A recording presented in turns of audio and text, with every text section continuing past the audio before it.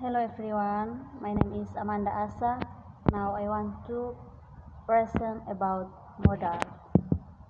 Modal verbs are commonly used words like can, could, may, might, should, and must, and they express abilities, possibilities, permissions, and obligations. Modal verbs should never be altered by adding s in the present, like saying he can swim. This is incorrect. It should be he can swim.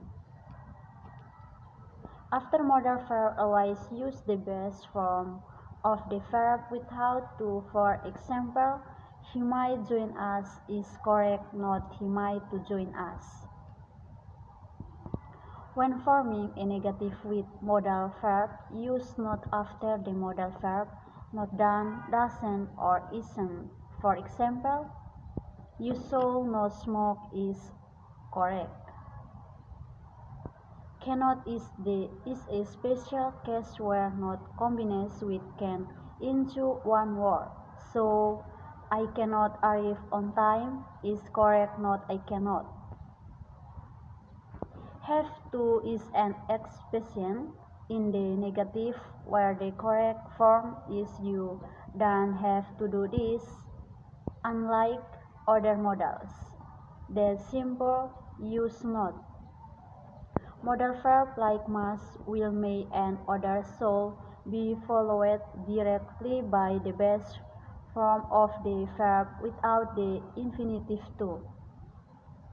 Common mistakes include adding to after modals, like in you must to finish your homework.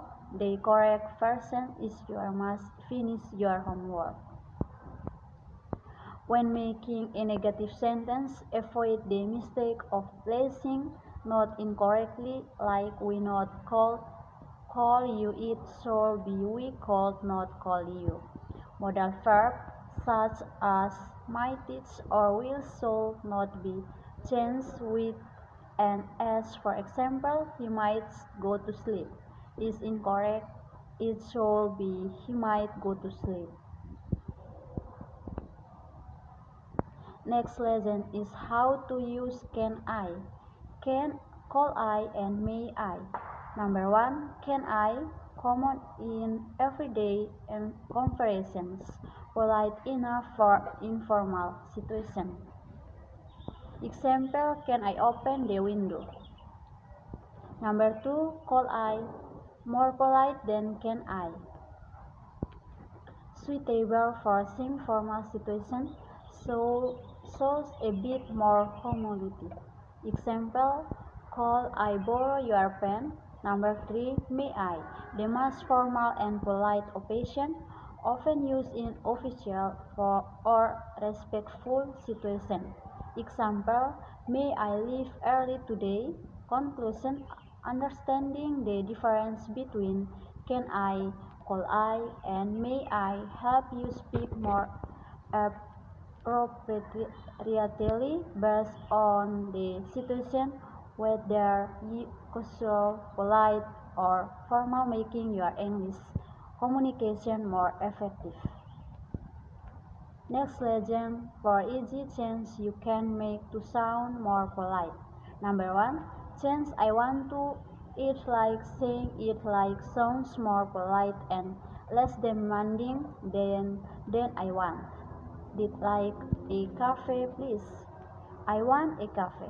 Use what you like instead of do you want.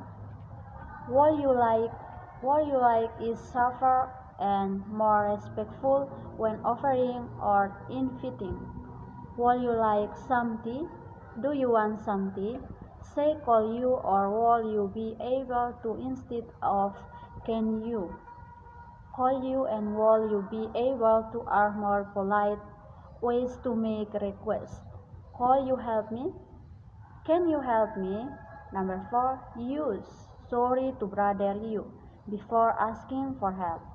This phrase shows respect for the other person times. Sorry to bother you, but I ask you something? Key takeaway: by making this small change in how you speak, you can sound much more polite, respectful, and professional in English. This helps you build better relationship in everyday and formal conversation. How use the modal "should" in English? Number one, show for advice or recommendation, present future. Use give suggestion or express what is right or expected. For example, you should study more. Advice for now or the future. Number two, should have less past participle for regret. Past. Structure should plus have plus verb 3 past participle. Used to express something that didn't happen but it was the right things to do in the past. Regret or misses responsibility. For example, I should have called you. I didn't call, but I regret not doing it. Number three, tips from the video. Always use the correct structure so have less past participle. This experts regard not just a suggestion, participate forming sentence to get used to it. Number four, more example sentence. She should have studied harder for the exam. They should have left early to avoid traffic. We should have told them the truth. Finally, summary. Should advise in the present or future. Should have less verb 3 regard about something not done in the past. Next lesson, how to use the passive voice. What is the passive voice?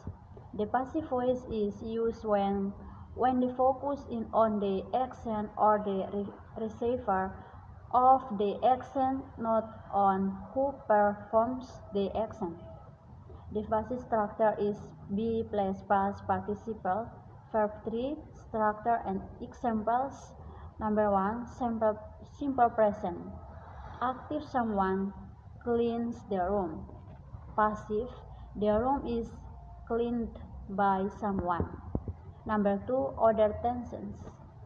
Past was clean. Present perfect has been cleaned. Present continuous is being clean. Number 3, used by plus agent. This is optional as if you want to mention who did the action. The letter was writing by John. When do we use it? When the door is unknown or unimportant. When we want to emphasize the action or result, not the person.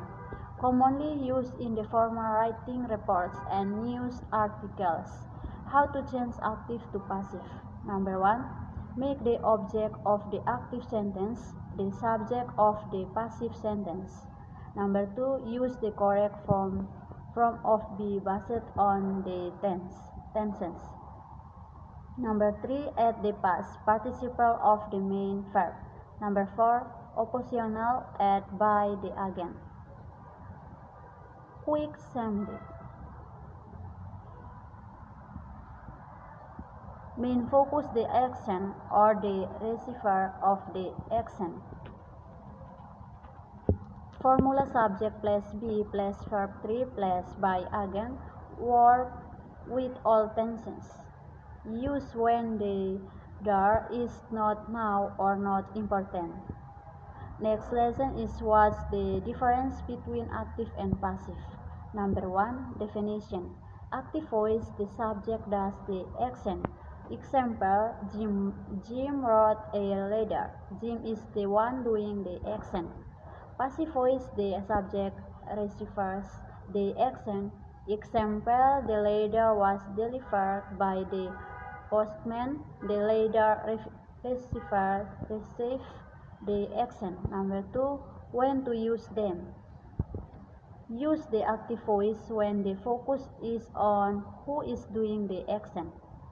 Use the passive voice when the focus is on the action itself or the receiver of the action, or when the there is now or important.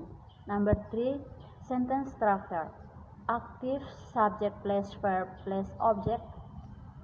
Passive subject receiver plus to be, is, was, were plus past participle by there. Number 4. Examples and practice. Number 4. Examples and practice. The video gives many examples and show how to change sentence from active to passive and vice versa. This helps to clear understand the difference and practice use the correctly. Number 4. Why use passive? To make writing sound more formal, neutral, or varied, common in scientific writing, news report, or when the person who does the action is unknown or not important. Conclusion: active voice, clear and direct. Who does what? Passive voice, more formal or focus on the result, what is done.